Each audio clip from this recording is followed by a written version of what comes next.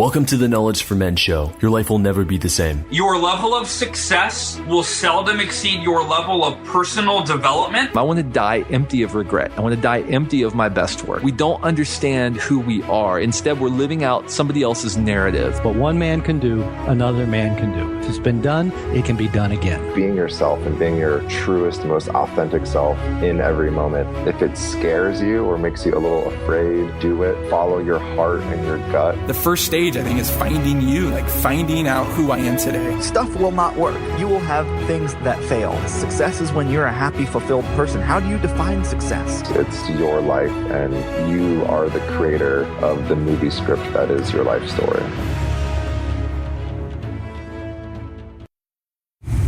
The father of personal development, Jim Rohn, said it best. You are the average of the 5 people you spend your most time with. And so I've created a mastermind community called the Lion's Den around this idea that if you are surrounded by high-performing people and you have consistent education and training, then you will succeed in life and as a man. Check out kfmlion.com to learn how the Lion's Den can take your life, relationships, and business to the next level. Again, that's kfmlion.com.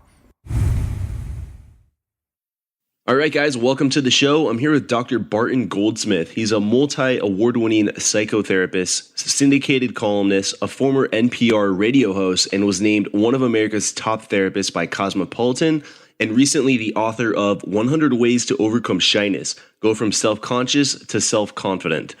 All right, Dr. Barton Goldsmith, happy to have you here on the show. Happy to be here. Happy to be here. Should also say that I was the co-author of 100 Ways to Overcome Shyness with Marlena Hunter. There we go. There we go. Yeah. And so now let's dive in with a favorite success quote of yours or a saying that you've lived by that's helped you on your journey. For me, it's my mission statement. Okay. That I am to contribute to the well-being of humanity. That's my mission statement, to contribute to the well-being of humanity. That's a very powerful mission statement. Now, at what point in your life did this mission statement come into fruition? You know, I've had this posted on my computer for 20 years. This is who I am and who I've been throughout my career. Yeah, I'm always interested in kind of like mission statements and purpose and what it does to someone when they get really crystal clear on that mission statement, on what it is that they want to accomplish. And what did you notice anything in your work, in just in your life when you got really clear on what it is that you wanted to dedicate your life to? Once the clarity is there, I would have to say that the last, decade or so has been incredible in terms of, I don't know, somebody called it a meteoric rise to success. I don't think it's quite been that, but I've certainly gotten a lot more of my stuff out there, which I hope helps people. Yeah. Yeah. And that's, I'm sure that my mission has kept my head in the right place. Yeah. Yeah. Kept you just focused on what it is that you want to accomplish. So yeah, just a little side tangent there, but I just think that having that really crystal clear clarity gives you just the ability to keep going and you know what you need to do when times are getting tough. Let's now dive into just a little bit of your story and how you got started with what you do. Oh my, I bounced around undergraduate schools for a while, and I played music for most of my younger life. I was a performer. And then I got involved in self-development through an organization called Live and Learn, and started teaching classes and wrote a book and thought, okay, maybe I should go back to school and get legit. Which I did, and it was a wonderful experience. And I've been practicing here in Los Angeles and speaking around the world since the early 90s. Wow.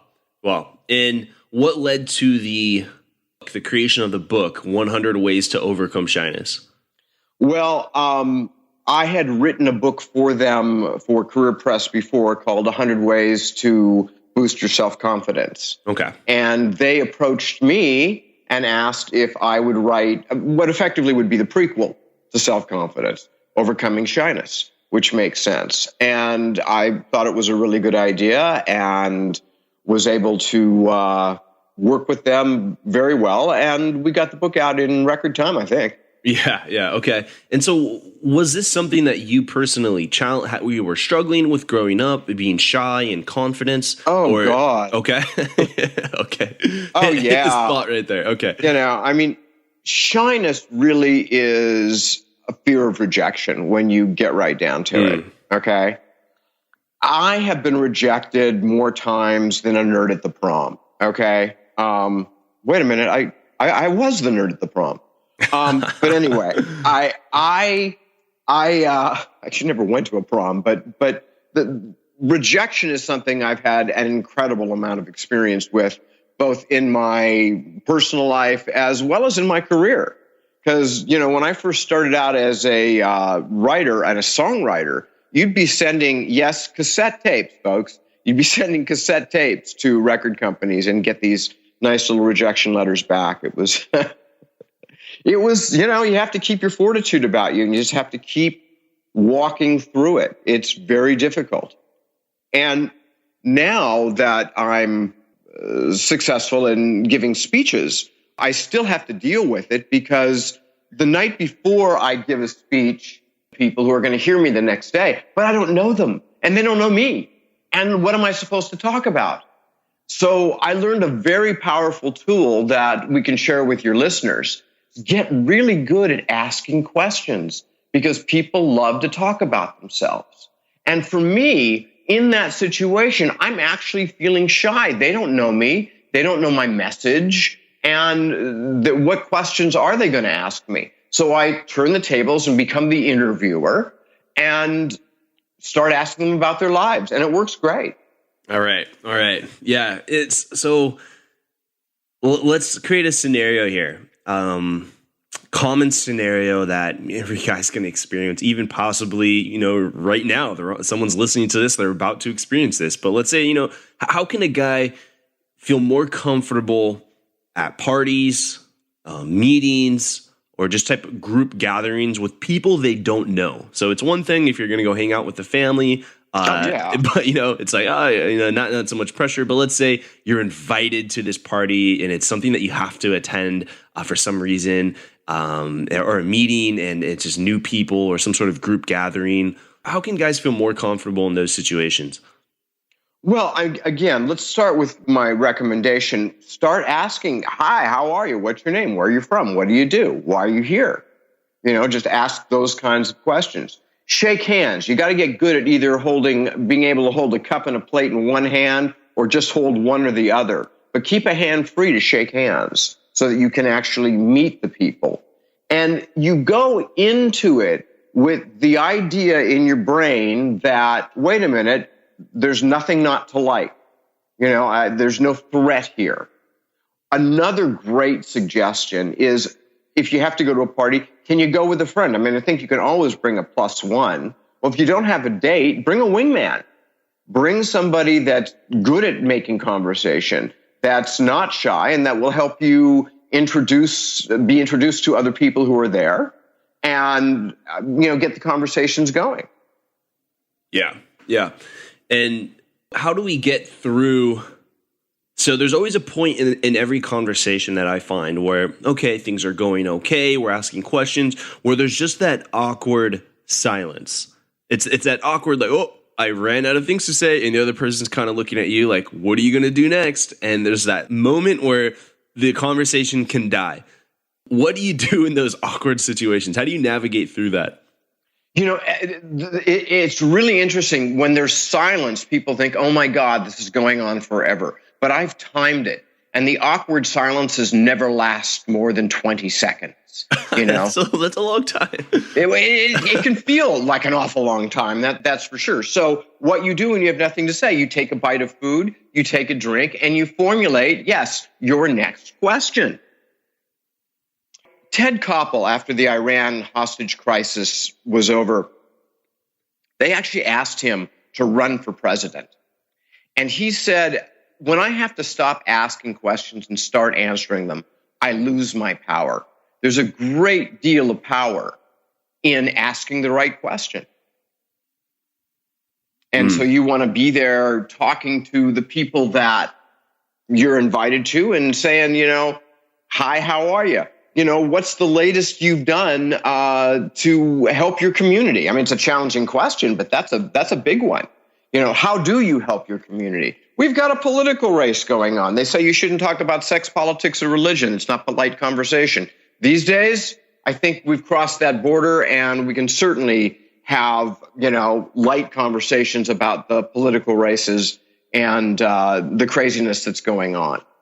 I think that's really important. Bone up on your social skills and your communication skills. Empathetic responses work.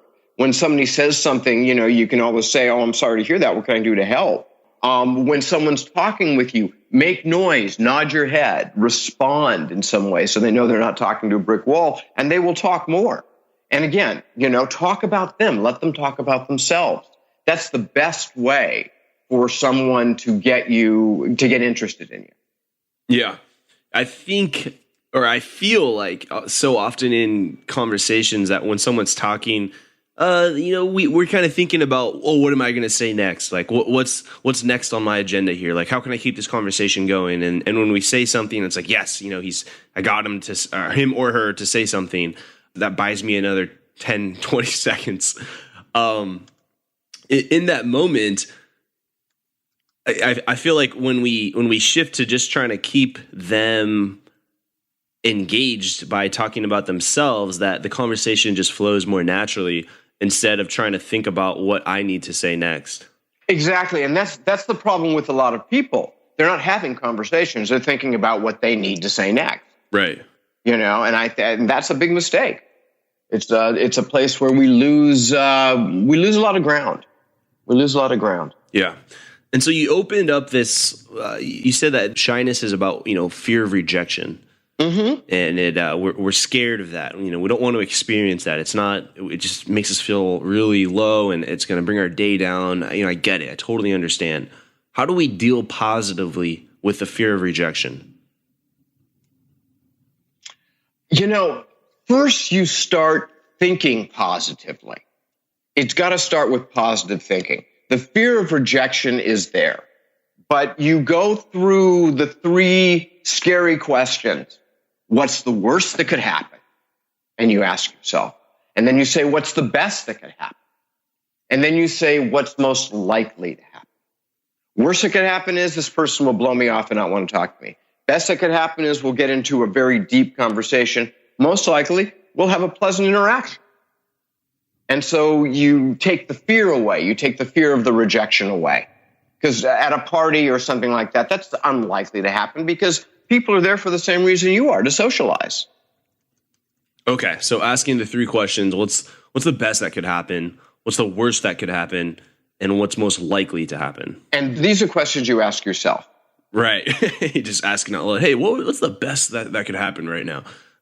Yeah, it could be a little awkward. Okay, so how do you handle, let's say, arguments, other types of emotional situations with other people? When it's starting to get a little more tension involved in that, how do you handle those situations in a positive way? Telling a few jokes really helps. And what you want to do is you want to memorize a couple of really good ones. Don't worry about getting a laugh, just share your jokes. And, if it's something that you're, watch the Comedy Hour or a comedy channel and steal some material. They're not going to sue you. You're going to be at a party. But telling a joke makes an incredible difference. Okay. So instead of really combating them, trying to win the argument, just diffuse the argument with some humor. Oh, absolutely. Arguments happen. It's part of the process, but don't, no, I didn't want to go here. I didn't want to get into, and tell a joke. I didn't want to get anything this heavy. Did you hear the one about did you hear the horse walks into a bar, barks and says, so why the long face? Tell a stupid joke. It doesn't make you look bad. It breaks the ice. Yeah. Okay. And I'm just thinking of all these tough situations that a shy person might experience and find it difficult to go through. What if you find yourself talking to someone who's just really difficult to talk to, but you've got to talk to this person? Well, again, you handle difficult people in different ways, but you be low key and use their name a lot. Well, Andrew, it seems that, we've got to do something about this situation or we're going to have a really bad quarter. What do you think, Andrew? You got any ideas?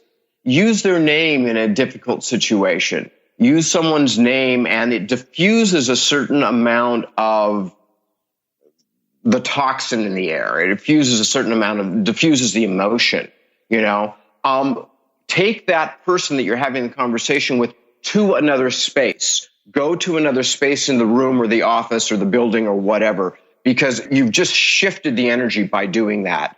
And by shifting the energy, by taking that person to a new place, to a different place, it creates another brain chemical called oxytocin, which is commonly known as the cuddle hormone. It makes people nicer. So anything new, any new experience you have with someone, the conversation is difficult, try to go to a new space. That's going to make a difference. Yeah, absolutely. And so a lot of really good skills here. Now, how have these skills helped you in your career? Like, how have you used these? What was the impact that really working on these skills versus when you did not have these skills? What was the impact for you? Well, in working on my skill set for being good at asking questions, I got so good at it that I got offered a radio show. It helps in so many ways. I'm an odd duck. I'm a shy extrovert, but I can be painfully shy when I'm at a party when I don't know anybody. I have a face made for radio. I'm a little shy about who I am. And I think one of the best things that I have ever done is get a dog. I cannot tell you how helpful having my little dog with me at supermarkets, at parties, at the office, wherever, how much easier it is and how much more approachable I become. Even though I don't necessarily want to be approached, you just seem more friendly when you've got a dog with you and everybody wants to pet it. Yeah. So it makes a difference. How it's helped my life, I have friends. I have friends that are my family because I've reached out and I've drawn them into my life and said, look, I want you to be part of me, part of my world. Hang out. That's to me the gift of being able to overcome shyness, that I have a support group and that I have people who I know genuinely care about me and have my best interest in their hearts. Not easy to find. Yeah, not easy to find. And can you talk a little bit about the work you do as a psychotherapist? Well, mostly I work with people who are having mood disorders, social anxiety or depression. Work with a lot of individuals that are shy and anxious. And we do baby steps. We do a lot of little things. It's a stretch to drive to LA to see a friend. Okay, you're going to take this stretch. How are we going to do it? We're going to talk on the phone for a few minutes before you go down there. And we're going to visualize you getting there and people shaking your hand and saying, wow, it's been great to see you. Haven't seen you in such a long time. And imagine this positive response coming to you. And that really helps alleviate the anxiety. And I think that, they use visualization to help cure cancer. If you can do that, it can get you over your shyness. Yeah. Do you find a common cause for someone who has social anxiety or depression? Is there a root cause of this? There are as many causes as there are people. Sometimes it's just biochemistry in the body. Sometimes it's caused by trauma. Sometimes your parents were overprotective and didn't let you go out, so you didn't, it's very different for very different people. There are not a lot of books on shyness out there because it is something that even though maybe 100 million people have to deal with it, It's something that, because they're shy, they don't reach out and they don't look for those answers. Yeah. Yeah. With someone who is maybe has social anxiety or depression, just focusing on those two, I'm wondering if these people are lacking some sort of, going back to what you shared earlier, a mission statement or a purpose. And maybe it's funny because the next book coming out next spring is 100 Ways to Defeat Depression. But what you want to do in a situation like that, to begin with, to be able, is to nurture your self-respect. Because a lack of self-respect can manifest in many ways, and shyness is certainly one of those. And the way that you nurture self-respect is that you do respectable things. Right. You know? Yeah, I see that. But are these people lacking a purpose? Like, do they have something that they're doing that's higher than themselves? Well, I think that subconsciously everybody wants to be a part of something that's bigger than they are. Yes. Yeah. Part of, and they want that. And if you have it, I think it's going to obviously increase your self-esteem and sense of self-worth. No question. If you don't have it and you're looking for it, then that's something that you want to talk to other people about and find out what they're doing. But having something greater than yourself that you are participating in and being the champion for is going to make you feel better about life. Yeah. Yours and everybody else's. Yeah. I feel like you can have social anxiety. I mean, even myself, like if I talk to a lot of people and I feel like I'm good with my social skills, but there are some people that it's very challenging to talk to. And if I have this purpose, if I have something greater than myself and I need to talk to this person, I need to call this person, then I feel like I can do it, and it releases the stress on myself because it's more about this higher thing that I'm trying to accomplish. And it's like, oh, whatever I feel like it doesn't matter. What I'm trying to do right now is achieve this greater thing. And so I'm less concerned about myself as I am at trying to make a difference. And that just overpowers the shyness that I have, even though I still am shy. Did I say that clearly? Yes, okay. I think that was great. I think that's exactly right. That's exactly right. And even with depression, I recently wrote a book about breakups, and I talk about how, a breakup can cause a lot of depression. Most people will go through some sort of depression after a serious, long-term relationship, and it ends. It's a natural part of the healing process. But a big part of the recovery process that I have is to have a purpose, to have a mission statement, to do something bigger than yourself. Because it's your depression, your symptoms it's not that they just go away, it's that they just become less significant in the grand scheme of things as you pursue this greater thing. And with depression, like you've got to get that butt moving. Like you've got to get off the couch, get out of bed, and start moving and just start doing something, start getting some results. And slowly that depression kind of becomes way less significant in your life. It's very important that you keep moving. Most people, when they're depressed or anxious and they lie in bed, all they do is think about their depression or their anxiety. Right. You get up, you take care of things, you take a shower, you do what's in front of you. And return calls, answer mail, pay bills, whatever you need to do, you keep going. And you're always going to feel better if you're active than if you're inactive. And when I say active, I don't mean like, running 50 miles a day. That's a way to avoid depression, but that's not working on it. You have to work on it by doing things that help you. Volunteer in your community. You're feeling sorry for yourself. You gotta see how the other half lives. And, we've all been through very, very difficult situations, but I have situations in our lives, but I have 3 friends who are all battling cancer. Mm. And I don't care how bad my situation is. It's not that. And that, regardless of what happens to you, it's Yeah. Well, while you're it's not cancer. It's not cancer, right? Yeah, while you're wishing you were someone else, there's someone wishing that they were you. That happens. We do that because we don't like necessarily the moment that we're in. But what you don't want to compare yourself to other people. Right. Terry Cole Whitaker wrote a book years ago. The title was "What You Think of Me Is None of My Business." You don't worry about what other people think of you. You go forward and you do the things that you know need to be done. No. Go ahead. And you talk with people in a way that helps lift them up, especially if they're depressed or if you're depressed. You don't want to talk about all the bad things. You want to talk about the positive. Where can we go from here? Where can we take this and make it different?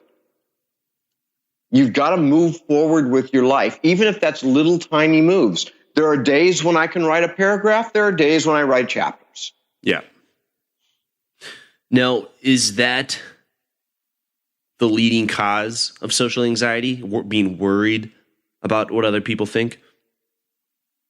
Well, I would say that fear of rejection, social anxiety, of course it's worried about what other people think or how you're going to behave and what they're going to think about that behavior. Or you worry about everything, how you look, how you smell, how you dress, all of it.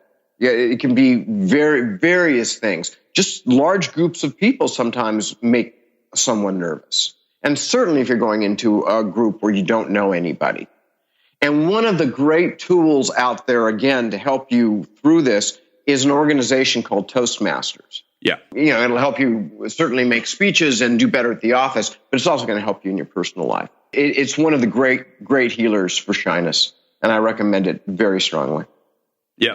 Absolutely. And there's basically one in every there's one in every town, if not 10. Yeah, if not 10 or 20 if you're a larger town. But even small towns have multiple from what I've seen. So yeah, guys, listeners, check out Toastmasters International. Just Google Toastmasters speaking and you'll see it right there.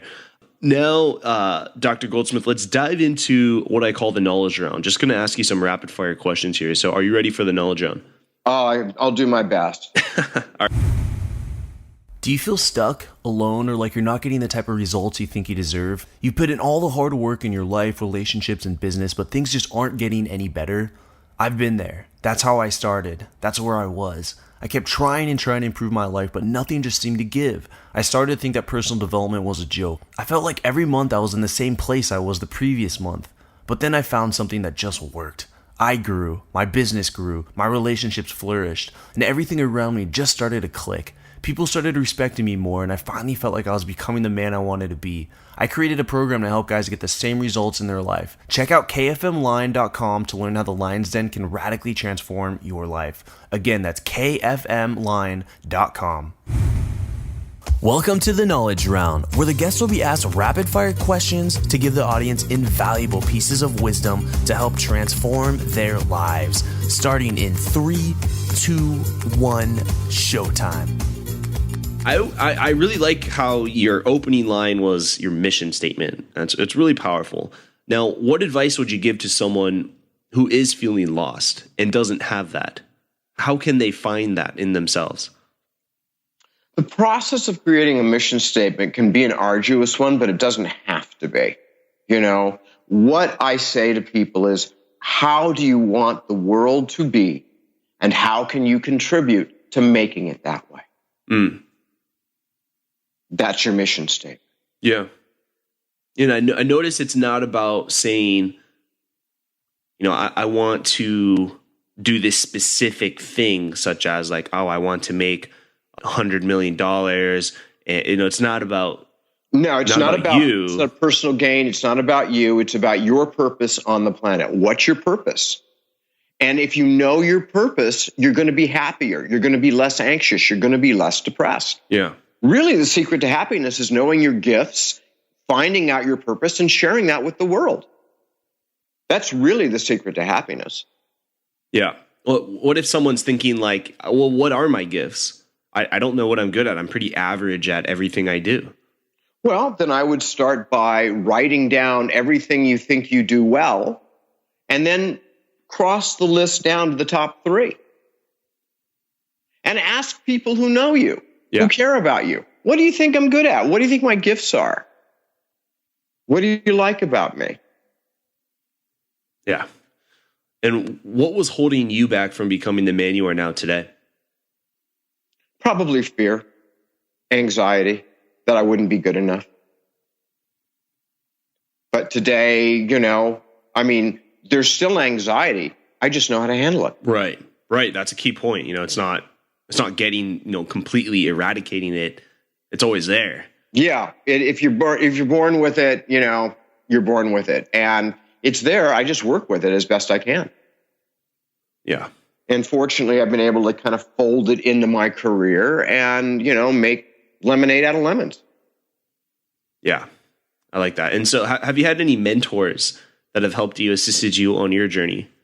Dr. David Viscott was one of my greatest mentors, both in psychology and on radio. Love the man. He taught me a tremendous amount about life, love, and the pursuit of happiness.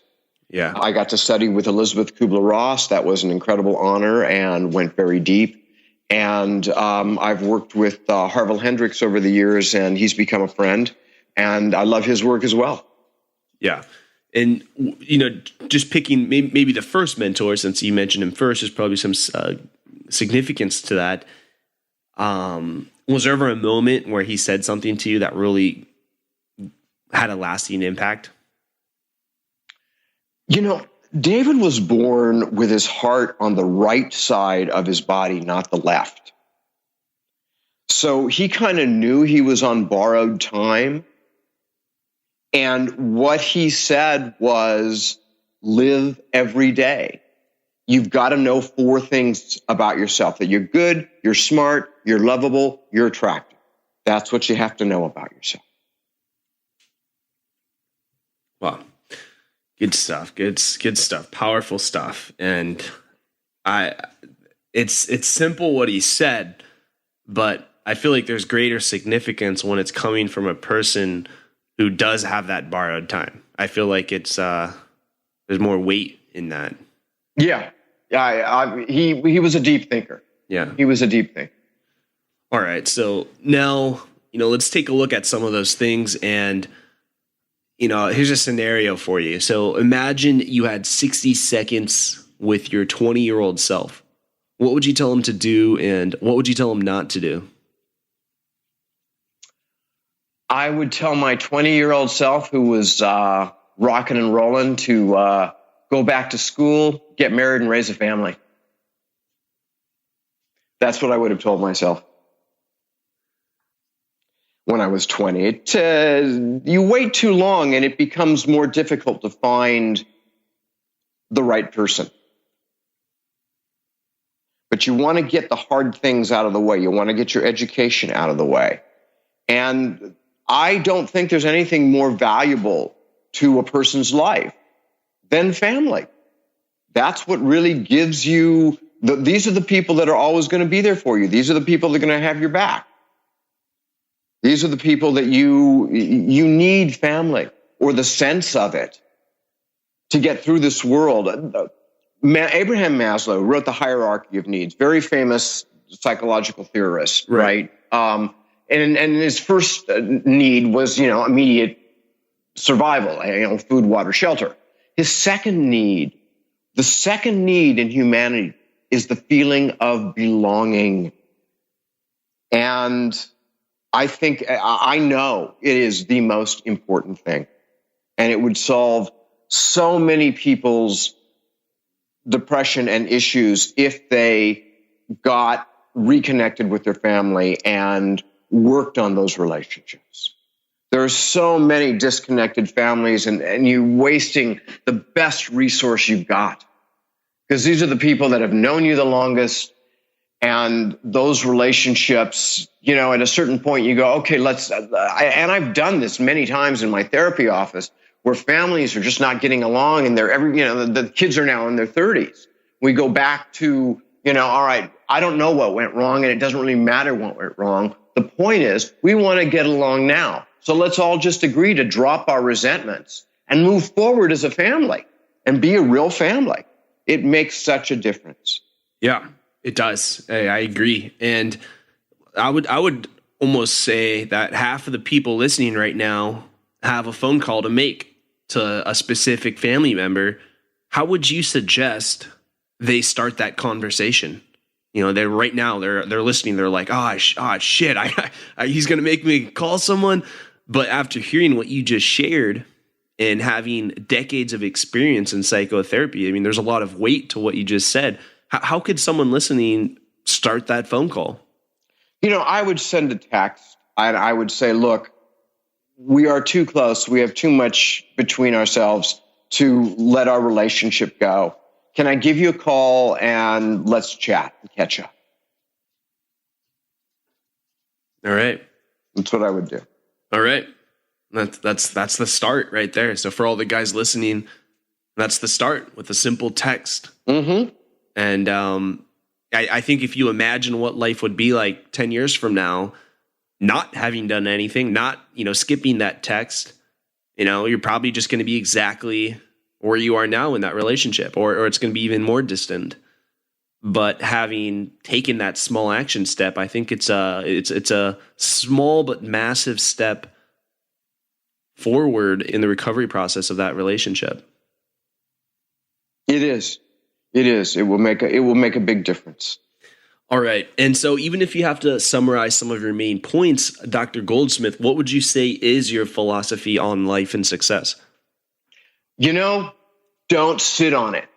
Get out there and shake hands and meet people and see what's going on in the world and be part of it. Don't isolate.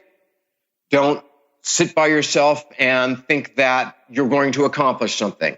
Everything is about interaction with other people. So get out there and interact in whatever way, shape, or form that works best for you. All right. I like that. We'll end the knowledge round there. That's very powerful. Just get out there, interact. Don't isolate yourself. Very key. And go assert yourself into the world with other people. It's really good stuff. So now, Dr. Goldsmith, what's exciting you today? Like, what's getting you out of bed in the morning? Well, I have a second book, a follow-up book to Shyness, my third book or fourth book for Career Press, called 100 Ways to Defeat Depression. And that's going to be out next spring. So I'm working on that currently while I'm promoting 100 Ways to Overcome Shyness. All right.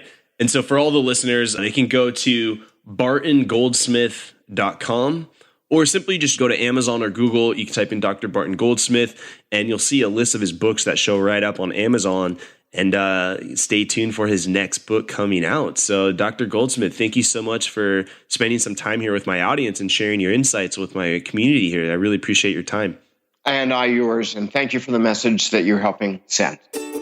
Thank you for listening to the Knowledge for Men podcast. Hundreds of interviews and 1 million downloads later, we're continuing to build an international movement, and we've just started. So if you enjoyed this episode, go ahead and leave a review in iTunes. It really helps to grow the podcast. Guys, 2015 is the official year of living with purpose, where every day you do only the things that matter to you. You wake up, live with purpose, and take massive action towards the life you want. Check out kfmfree.com to get free tools I've created to help you crush life. Again, that's kfmfree.com. This is your host, Andrew Farabee, and I'll see you in the next episode.